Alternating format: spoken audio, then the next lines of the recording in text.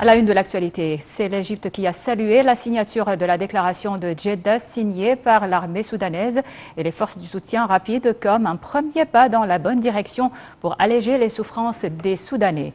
Le ministère des Affaires étrangères a exprimé son aspiration à ce que les engagements convenus soient respectés et que cette étape ouvre la voie aux parties au conflit pour parvenir à un cessez-le-feu.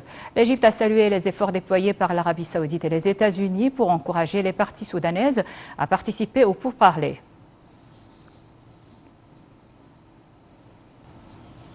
Dans ce contexte, l'Égypte accueille toujours les déplacés soudanais et leur fournit de grandes facilités au point de passage frontalier de Kostol et Darkin en coopération avec les institutions de la société civile.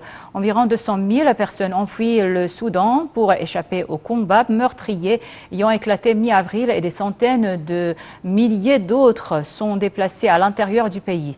Mardi, l'Organisation internationale pour les migrations, l'OIM, avait indiqué que le nombre de déplacés à l'intérieur du Soudan dépassait désormais les 700 000, soit plus du double des 340 000 recensés une semaine avant.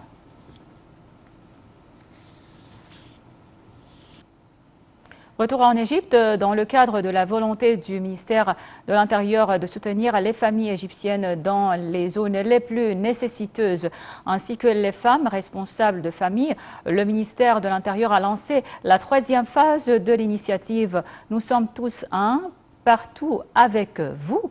L'initiative a pour but de distribuer des aides à ces groupes au niveau de la République dans le but d'offrir une vie décente aux citoyens.